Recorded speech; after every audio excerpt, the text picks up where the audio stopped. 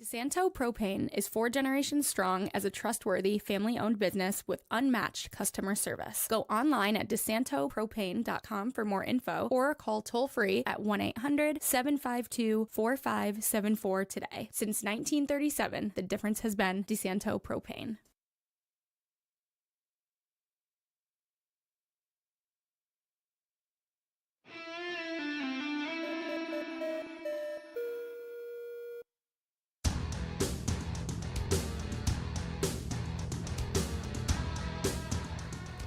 Good afternoon. Welcome back to Against the Boards. I'm your host, Chamberlain Bauder. Thanks to Paul Russo, my producer, for getting us up and running. And as we get into today, we are going to do a little bit different. We're going to start with the PLL because only about 3 days ago, it was the PLL semifinals round. And as we look to some players across the upstate and western New York areas that played in those games, we'll get to them in a second. But first, I feel the need to access some receipts because I picked the Water Dogs to win the championship when I set up my bracket about 2 weeks ago now.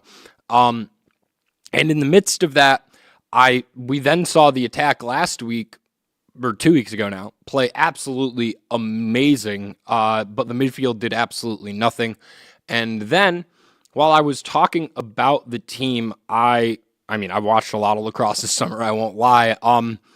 I think I summed it up pretty well, and after we listen to me from last week, we'll get into what the stats from that Water Dogs and Atlas game looked like. So, without further ado, last week, Chamberlain, take it away.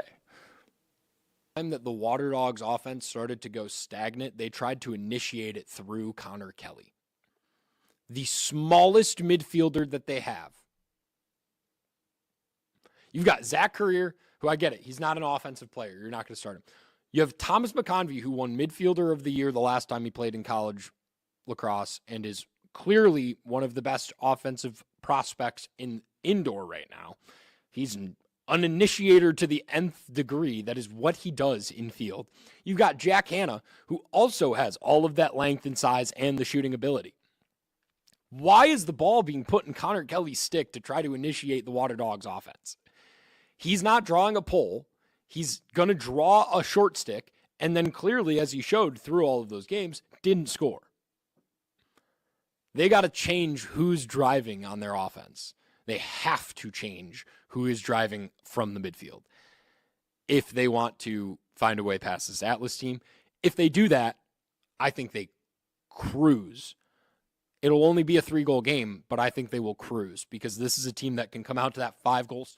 So, I don't like to crap on players all that much. I really actually hate it because I don't ever want to be seen as the critical person when I don't play the sport actively right now. But at the end of the day, with what I said, let's now take a look to the Water Dogs stats and sort them by touches.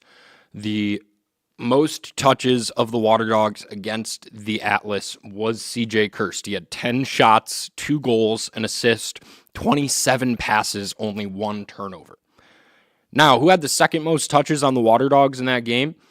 You might think it was Michael Sowers or Kieran McCardle. Both of those would make sense. Jack Hanna is the main initiator they like to say from their midfield. You'd think that it would be Jack Hanna. Hanna had 23. Kieran McCardle had 26. Michael Sowers was held to only 16. The second most touches on the Water Dogs in their semifinal loss to the New York Atlas was Connor Kelly. He had 28 touches. He technically recorded no turnovers, but that does not account for bad shots that were taken or balls that were ultimately turned into lackluster opportunities because they didn't result in anything, or shot clock violations. Also don't count as turnovers. So, with that said, Connor Kelly ends that game with 5 shots, 1 assist, 28 touches, a 0% shooting percentage, and in the last 2 minutes of the game, he was the initiator because he was drawing the short stick. Now, ultimately, the Gavin Adler and the Atlas defense, along with Liam Entenmann in goal for them with 18 saves, which is tied for the second most ever in a PLL playoff game, played an amazing game. That does not mean that there were not the means to set up your best players with switches and work the game in the last 10 minutes, especially when you only lost it by 2 goals. They had a timeout in the final 2 minutes of the game. And when they came back out onto the field, they said it is too hard to score with our attackmen against these close defenders. We're initiating it initially through McConvey, and the second opportunity is going to Connor Kelly. In the last 2 minutes of a must-win game, and I love T-Mac, don't get me wrong. I also think he should be the initiator in a lot of these situations, and I liked him as the first option. But why are your 2 main options in the last 2 minutes of a game that you have to win to continue playing in your season being taken by guys who have not scored playoff goals this year? The 2 of 3 midfielders that have played most of the season that have not scored playoff goals this year. I rest my case on the Water Dogs. They lose 13-11, and we get the matchup of the number 1 team in the East and the number 1 team in the West in the PLL Championship, in the battle of the Kavanaughs on the other side of things, and the battle of upstate New York goalies between Chase Erlin and Logan McNaney. It really was not a goalie battle. Ultimately, it was the close defense of Denver absolutely shutting down the Redwoods in the second half and not allowing them to take any shots. And ultimately, when we look at that game real quick, and we don't have any graphics for it as we go into it, but I was looking at this game. I thought, yeah, McNaney's going to make 15 saves probably, and that'll be the reason that they win. Nope, that was not the game in any way, shape, or form. And when we take a look at shots on goal for the Redwoods in this game, 18 shots on goal. Logan McNaney made 11 saves for 64%. Meanwhile, Chase Erlin with 16 saves on that one. And an almost even face-off battle between Luke Weirman, of course, the Maryland face-off specialist for many of those championship runs, and then the Victor native in TD Erlin went 9 for 18 at the dot. But ultimately, just nothing in the second half for the Redwoods, and it wasn't even because McNaney was shutting them down. It was the Denver defense that was shutting down the Redwoods offense. Probably combined a little bit with the Redwoods offense assisting in that ever so slightly. Became a little bit one-dimensional through that second half, trying to get up top, and it didn't really work for them. But that sets us up with the rematch of arguably the game of the year from the regular season. It will be the Denver Outlaws out of the West and the New York Atlas out of the East. Liam Entenmann, the second-year goalie, taking on Logan McNaney, the rookie goalie. Now, I am so hyped for this. Of course, the national championship rematch, 2 of the best goalies statistically in the PLL over their entire careers, obviously, because they've both only been in the PLL for maximum of 2 years. But let's take a minute to address what Logan McNaney is doing right now. Every single year that he has started in the playoffs for his team, college and professionally now, he has made the championship. He played for 5 years at Maryland. 1 year he was injured and not the starter. All the other 4 years that he was the starter there, in the national championship. This year as a rookie in the PLL, in the national championship, or in the championship game. Like, that's outrageous winning margins for a goalkeeper. And when he's putting up 64%, given it's not against a million shots, but when you have those lower shot games, that was one of the things that Quint Kessenich talked about on the broadcast. Those are usually the games where a goalie crumbles because they're not getting enough shots taken on them. That was never the case for McNaney and Cage. Made all of the saves that he needed to make, especially in crunch time, and brought his team to the championship. And now he's going to go up against the other guy who is, these 2 guys are going to be spending the next 10 years in a boxing match for who is the best goalie in the PLL. Or not even that. Who's the best goalie in lacrosse? Brett Dobson's amazing. He's a little bit older than them right now. He just kind of gets out of that conversation, and he gets more kept in the conversation with Dylan Ward because there's that Canada goalie argument. These 2 guys are going to be battling for USA goalie for the Olympics in 2028, for the Olympics in 2032, for the World Games every single year that they happen in between. Like, this is the duel that I'm so excited. This is the first of what should be many, many great matchups between these two goalies. And unfortunately, I don't think that's going to be the main harped on storyline because they're both so young. There are a lot of impressive things with these two teams. You have 4 guys that won the college MVP award on one team. You have the reigning MVP of the PLL and the perennial MVP of the NLL or of the PLL on the other side. Like, those are the two offenses that we're talking about. So firepower is not lacking in the slightest. The score of this game was 18-17 when they played in the regular season, and that was Denver coming off of less than 24 hours of rest to go into that game. So how does it stack up? I think it comes down to how well these goalies play. I think whichever goalie goes over 15 saves in this one is probably going to be the one that comes out on the winning team. I also think at the end of the day, and this is something that, we can take precedent on, the last 2 years, a goalie has won the championship MVP award because it's just when you get down to a game where there are that many good offensive players on either team, the goalie is the difference. It could also be Trevor Baptiste, I think, in this game, depending on how he goes against Luke Weirman at the faceoff dot. Of course, the Atlas are in their first championship ever in the PLL, and Trevor Baptiste is the only player from the original Atlas to still be playing for the team, as they're in New York now. But honestly, I think it's the opportunity for...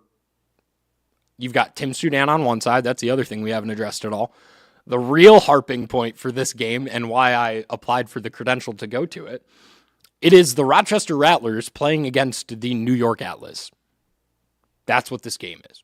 It's the Rochester Rattlers versus a team built around Long Island, upstate New York guys. You look at that defensive core, it's Brett Makar, but then with him is Michael Grace, who played at RIT and Syracuse, and Gavin Adler, who played at Cornell. You look at the offensive end of things, they've got Hugh Kelleher, who played at Cornell. They've got Jeff Teat, who played at Cornell.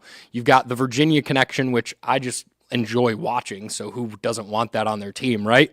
And then you've got Matt Trainer, who played at Penn State under Tambroni, a Hobart alum.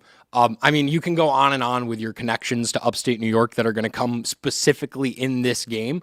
And I'm beyond excited for it because really it is the two best teams from the regular season of the PLL have made it to the championship. And I talked earlier in the season about too much parity and it being a possibility that it lines up bad situations when you get later on in the season. I fully had the thought process that the Archers could make the playoffs and then because of their wherewithal and their history could make it to a finals from the West if they got into the dance. They didn't get into the dance though. And so that's not the story. And we've got the 1 seed from both sides. The teams that both had buys, double buys really, are the two teams that now will match up in the championship. And that game will be Sunday, I believe, the 14th of September, as we look to it in New Jersey for that matchup. And pulling up the calendar here so I get dates right and everything. Of course, going a little slow. But that game, yes, Sunday the 14th. And then meanwhile, this weekend, though, in other lacrosse news, we've got the NLL Draft coming up on Saturday as it stacks up. The September 6th online draft, remote draft, I guess you could say, for the NLL will be taking place. They've got their broadcasting squad all set up for that one. Teddy Jenner, Pat Gregoire, and, of course, former Rochester Nighthawk getting added onto the crew, Dan Lomas. Those who don't remember Dan Lomas, the key factor of him as a Nighthawk, the DJ of the locker room. That was what his standout job was. Also a host of a lacrosse podcast called Back the Bird with Paul Dawson and Jonathan Donville for the last couple of years. So it makes sense that they brought him onto the crew, someone who's talked about players and with players quite a bit on a microphone. So at 1 p.m., it will be the first round of the NLL draft. Now, the way that the remote situation is going to work for them, and so it will be first round on NLL Plus, and then each round after that is just going to get announced by the teams on their social media pages. So if you want to pay attention to the first round on NLL Plus, do that. My story I'll be posting every time that the Nighthawks make a pick after that. So I'll shout myself out here at Mr. Chamberlain B on Instagram. I'll be posting all of those. But after that first round, I mean, for people around here in the upstate New York area, that first round is pretty irrelevant for us. The first pick by an upstate New York team is not until around 15, pick 15. Yeah, it's not close by any stretch. So, and there's nothing for the Nighthawks in this first round. So, with that said, we will take a look now to some interesting spots when it comes to need. And so last week we talked about a couple of our key players from the UCBLL and from the PLL, obviously two very different levels of things. We'll talk about the PLL guys real quick, just to address it, and not only PLL guys, but the bigger names that are likely the top picks in this draft. Just going to give you names so that you know them if you do watch.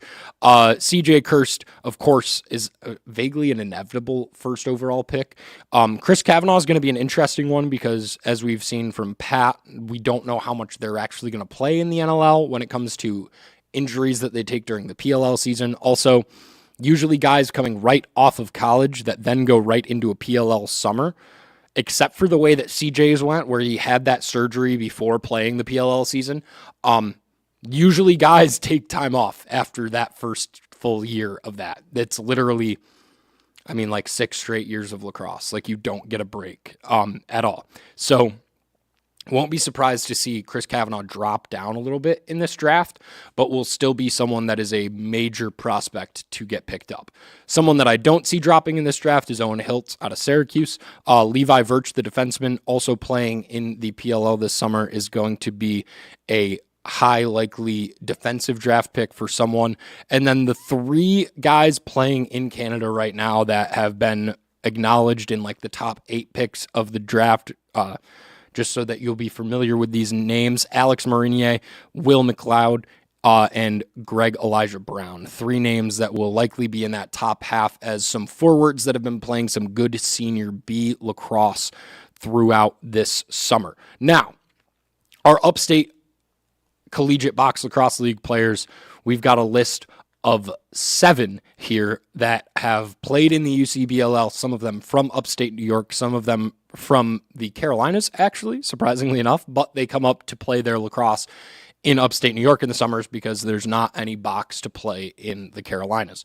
So that's Clifford Gaston, Zach Terry, Sam Bennett, Nate Senez, Titus Chapman, Ian Kane, and Connor Murphy.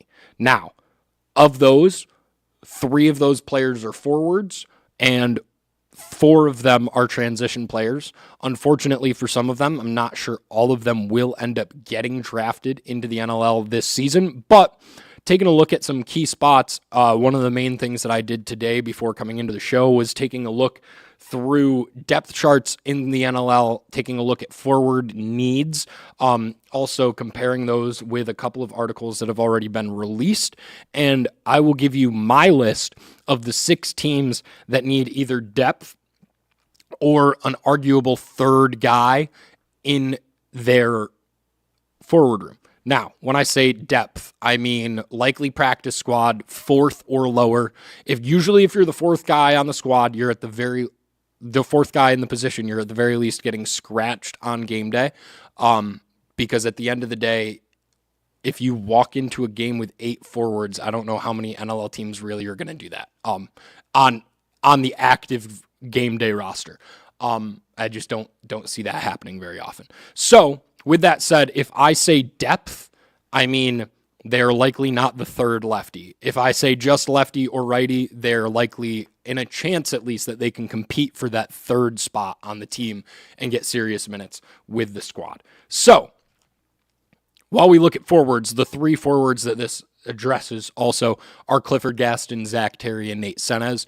Senez is one of those guys that honestly, he could go late on in this draft. I think at the end of the day, though, he's going to have a tougher time than Clifford Gaston and Zach Terry. And between those three, ultimately, I think the highest chance of getting drafted is to Zach Terry, but his could also still be late on in that 4th round, 5th round area.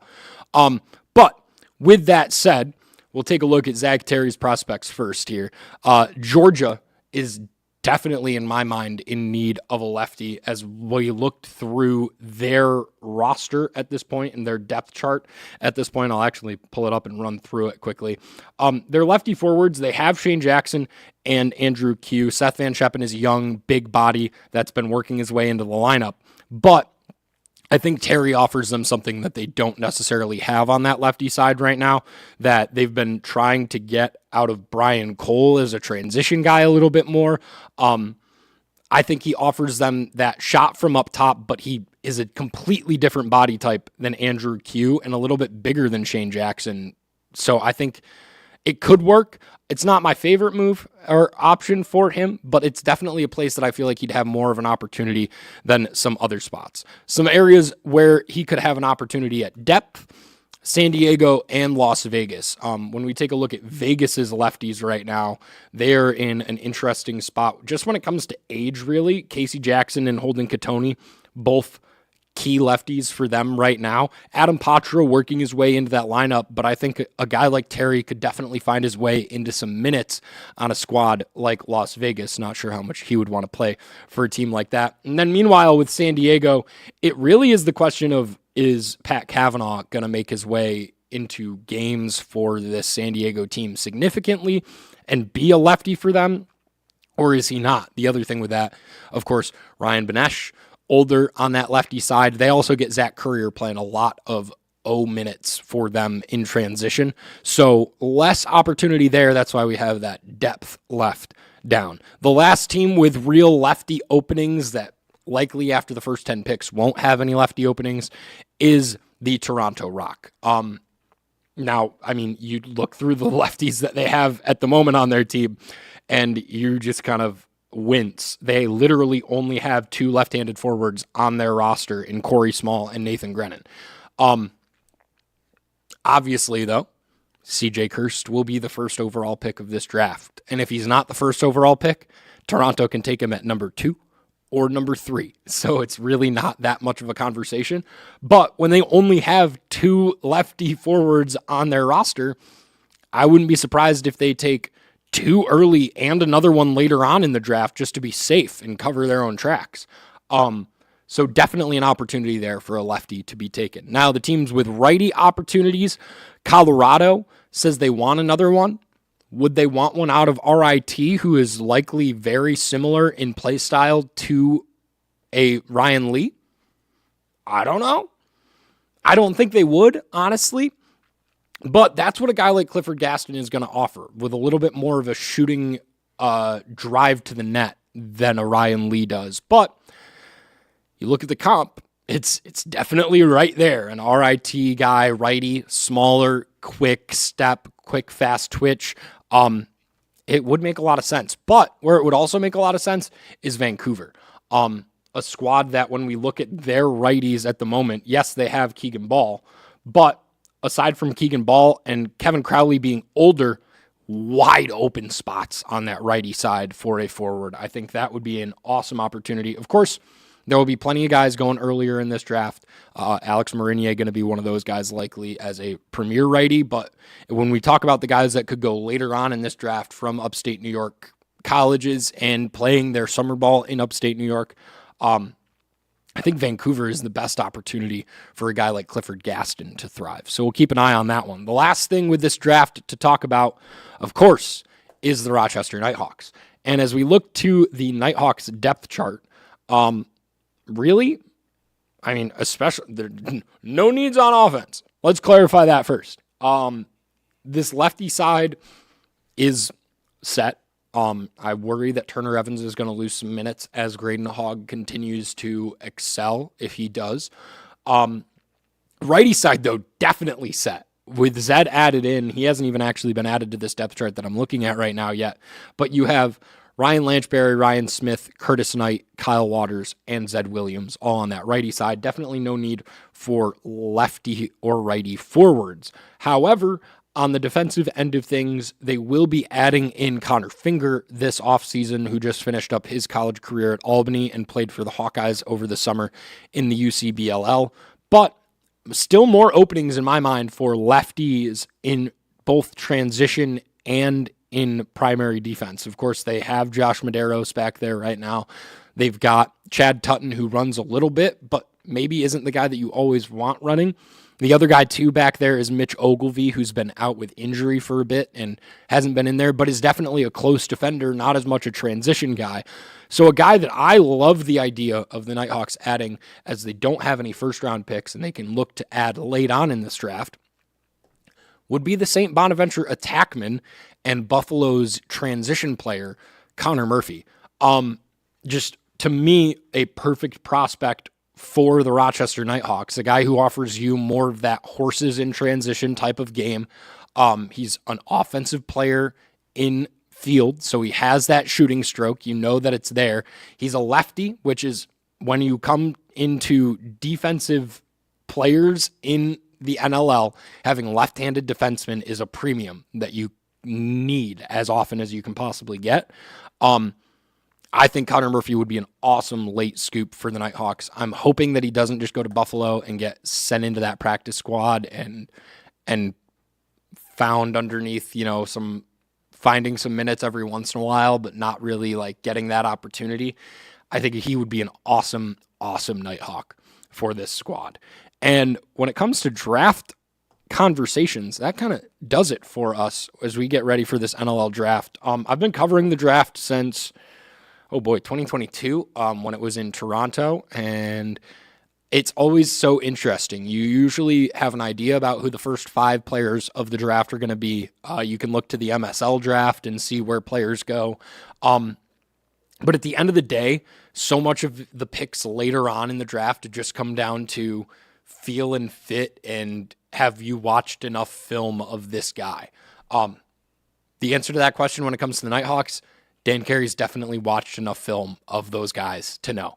The other thing that's great with Carey is that when he works with the U20 Canadian team on a regular basis, he knows these guys that are coming up into draft eligibility ages before they get there. He knows what they looked like 3 years ago. When he then watches them 3 years later, he can see where the improvements were, see where they can still improve. It makes so much sense. But 1 o'clock will be the first round of that draft. I will try to be active. I'll also be broadcasting some high school football later on in that day, so I might not be as available, but we will be posting any Nighthawks picks onto my social media. I'll probably send them over to Finger Lakes One to see if we can get them put up there when they're relevant and they're upstate New York guys. We'll make sure that you are aware of those ones, but it should be interesting to see how this remote draft kind of goes for